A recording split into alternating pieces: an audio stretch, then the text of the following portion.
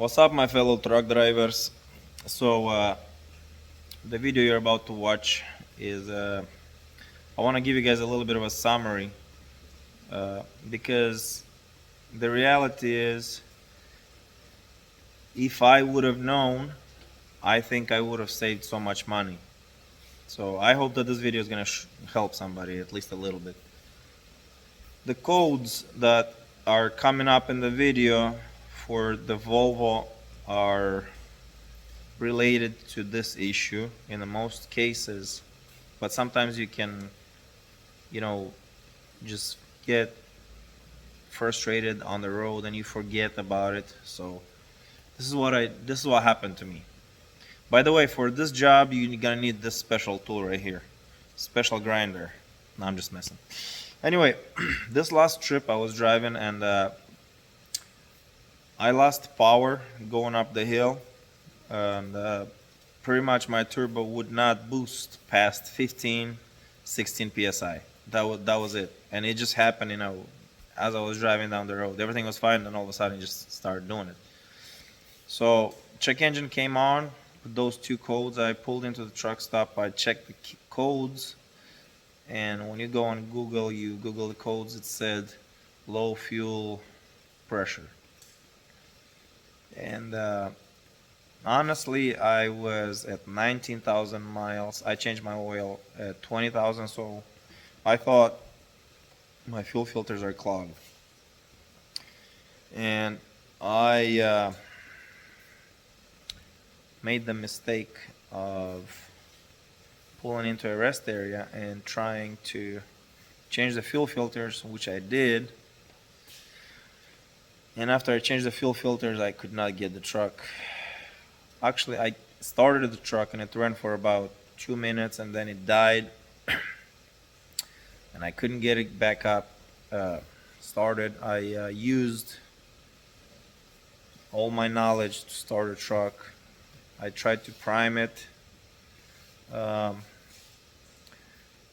I removed the fuel filters again. I filled them up all the way to the brim, put them back in. I primed the truck for a long time. Then I even used starting fluid. The truck would start with starting fluid and then it would die right away. And after, about 2-3 hours of trying to start it, I just gave up, and I did call towing, which they towed me back to Volvo dealership, and they worked on my truck. Pretty much they got it started. They said that the fuel lines were dry all the way to the fuel tanks. I was like, okay, cool. Well, I sucked air. Sure. They ran their tests, blah, blah, blah, and I was on my way. I drove about 50 miles from the dealership and I lost power again. Barely climbing up them hills and stuff, so at that point I spent $1,600 between towing and paying the dealership. So I was like, I'm not going into another shop. I drove this thing all the way home like that.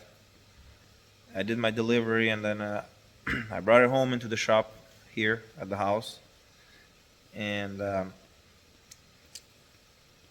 this is where I decided that my problem is not with the fuel filters or sucking up air or nothing.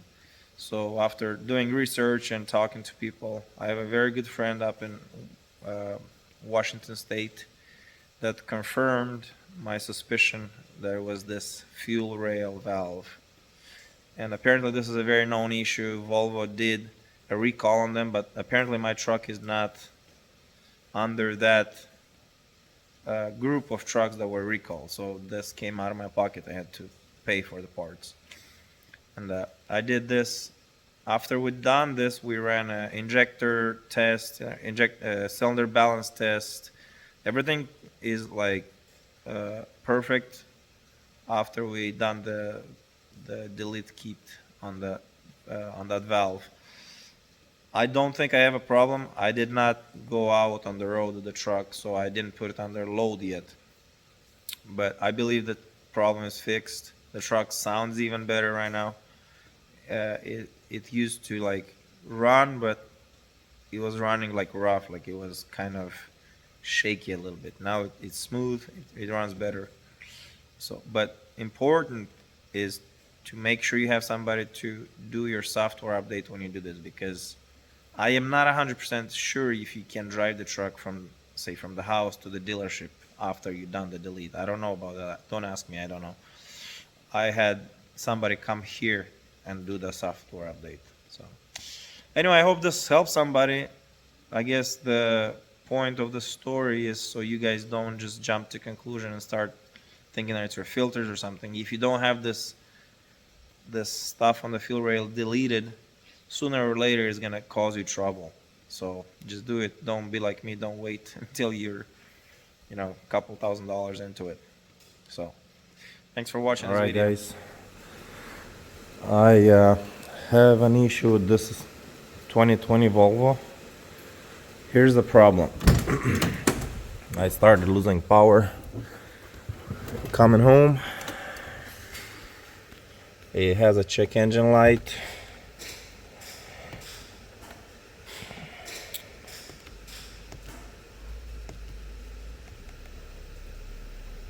Let's see which codes we have.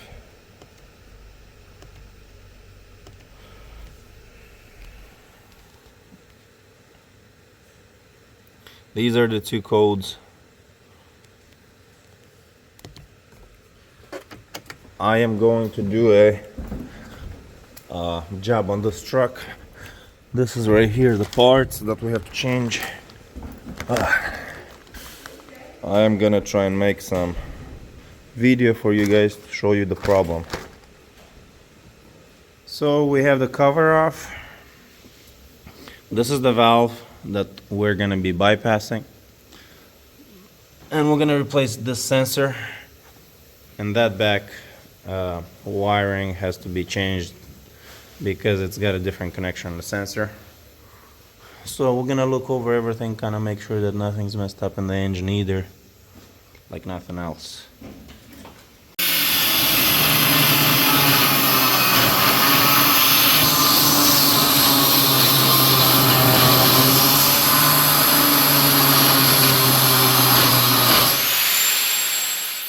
To grind down the stool because it was too wide to fit under, and it was like going against the fuel rail.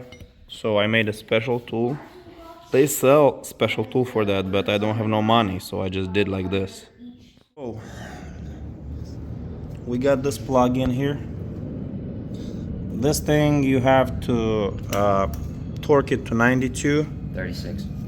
I mean, sorry, this one is 92.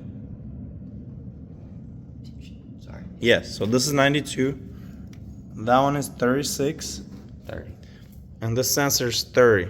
I'm talking about foot torque on your torque wrench, if you use one, of course.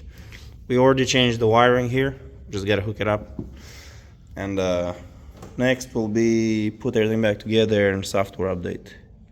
So this wire right here, let me see, like this, used to be hooked up to the sensor right here.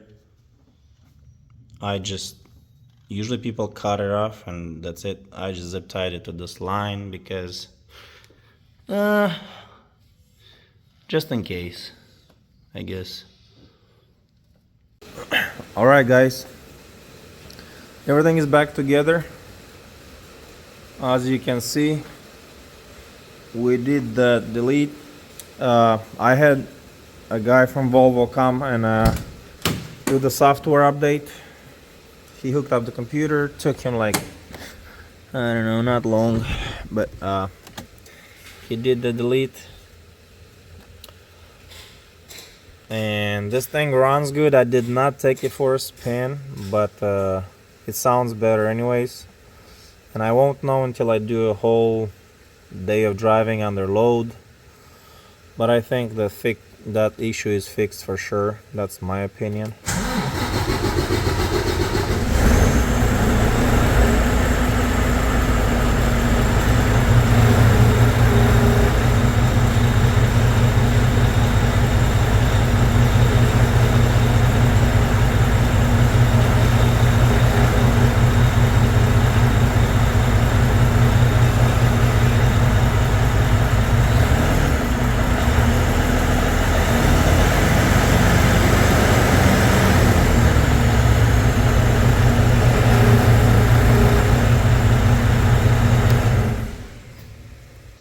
So I'm gonna show you a receipt right now. It's gonna show the part numbers of what you need to know.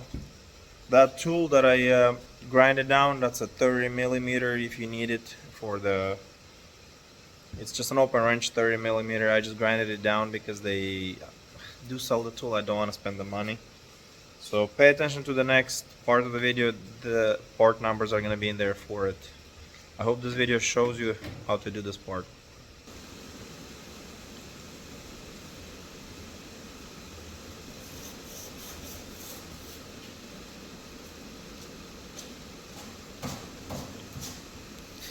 Now this one right here,